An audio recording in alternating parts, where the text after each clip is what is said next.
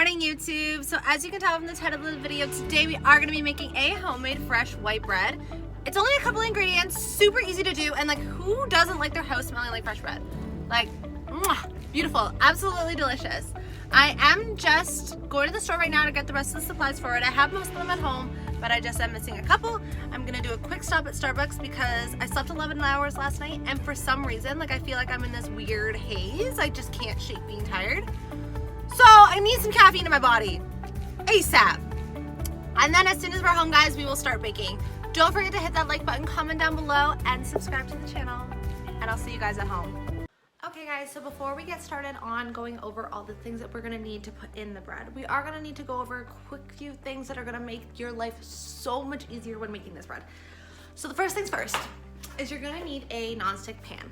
I got two, just about this size, nothing too crazy. You can get these at the dollar store even, but make sure they are nonstick. You don't wanna screw yourself over. But whatever you do, do not grease up these pans and do not butter the pans. They do end up sticking to the bread on the outside, and it will actually make your bread flatten rather than rise when it's in the oven. So, on that note, you are gonna need quick rise. So this is a yeast. I personally use the quick rise just because instead of waiting 2 hours for your bread to rise before throwing it in the oven, if you use quick rise yeast, it actually will just rise in about 20 minutes, and so it makes your life so much easier. And if you're impatient, like I am, this will be your best friend. The next thing you're gonna wanna do with your yeast though is make sure that you check the expiry date. So a trick on that, if you can't find the expiry date on your yeast, you've had it for a while, you're just unsure, when you are stirring all your ingredients in your KitchenAid mixer, if it doesn't start bubbling, it usually means that the yeast is expired, and honestly, you're wasting your time because you're not gonna get bread. So stop what you're doing, go grab even more yeast from the grocery store, $5, and your life would be so much easier. So on that note, let's get into what you're going to need to make this bread. So once you have your station all set up, get your KitchenAid mixer here. What you're going to need is your KitchenAid bread hook. This just needs your bread to the perfect consistency that it needs to be. So what you're going to start off with is 2/3 cup of lukewarm water into your KitchenAid bowl. You're going to do 2 1/4 teaspoons of yeast and 1 teaspoon of sugar. So what you're gonna do here is you're basically just testing to see if your yeast is working properly. What will happen is in about 5 to 10 minutes that your yeast will start to bubble. So what we're gonna do is we're gonna stir this all together quickly and let this sit for 15 minutes, and we'll come back to see if it's actually working or not. Okay guys, so what I did here was I transferred it into a different bowl just so I could show you guys what the consistency should look like if it is working. As you can see, there are bubbles there, and that wouldn't be there if your yeast wasn't working. So that's a good sign. We're gonna throw this back into the KitchenAid mixer and start adding the other ingredients. So the first thing you're gonna do is add a tablespoon of honey. You could add more granulated sugar if you would like. However, if you wanted to add the honey, it will just make your bread a little sweeter. The honey's in. Next, you're gonna add a teaspoon of salt. So what I do here, just like I did with the cupcakes, is I just dash a few.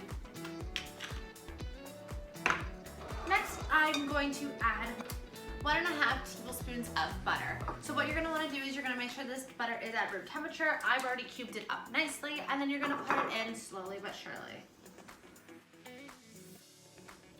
Now you're gonna add your 4.5 cups of flour and your last cup of lukewarm water. But what you're gonna do here is slowly add the flour while also slowly adding the water at the same time. 1 cup of flour in. And you're gonna wanna stir this on medium speed. We're gonna add a little bit more water. So what I've already done is I've measured out my water and I put it into a separate bowl. 2nd cup of flour, and stir some more. We'll add some water, and stir some more.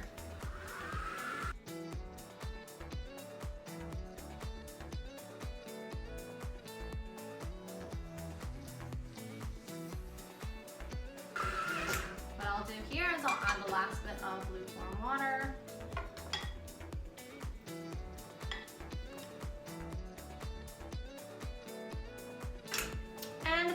last half cup of flour. At this point now, you're just gonna stir it until the dough comes off of the bowl and kind of forms all into one.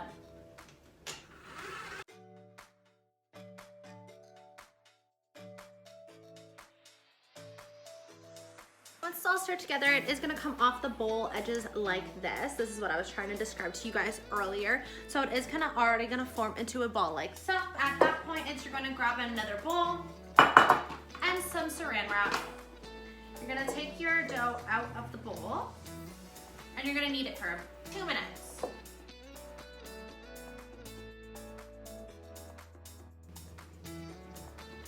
Okay guys, once you've kneaded it, what you're gonna do is you're going to place this into the bowl, saran wrap it for 20 minutes like I told you guys earlier because we did use that quick rise yeast.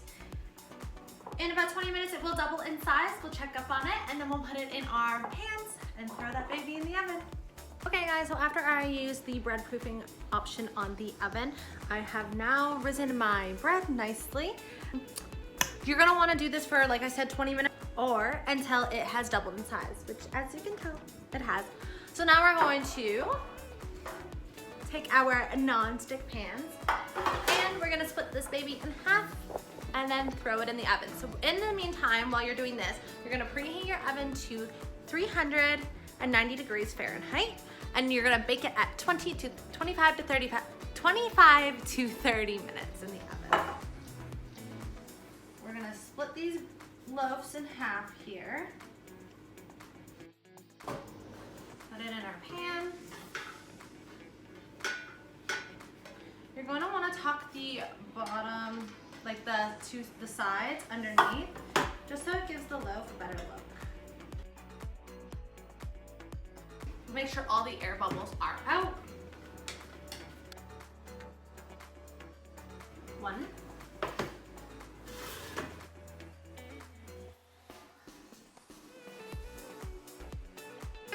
And then once they are about halfway done in the oven, you are going to take a spatula and just rub a little bit of butter on top.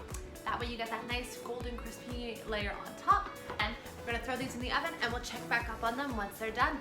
So 25 minutes later and they are finally out of the oven. I will give you guys a nice little close-up here. So there's the first loaf. Look at that shimmery, beautiful top. I can't get over how good my house smells.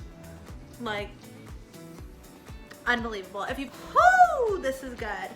There's the second one there. I'll show you what it looks like once it's out. Like, come on. That is beautiful. And let's see what that baby looks like. Like, come on, it does not get better than this. Yes. Come on, guys. Fresh baked bread. See the steam coming off of it? Oh my God. Ah, so good. Ah! And taste test. Mmm. Guys, that is so good. Holy, you have to make this. I did myself. All right, guys. Well, that was it for today's video. Don't forget to hit that like button, comment down below, and subscribe to the channel to make more fun stuff with me. We'll see you guys soon.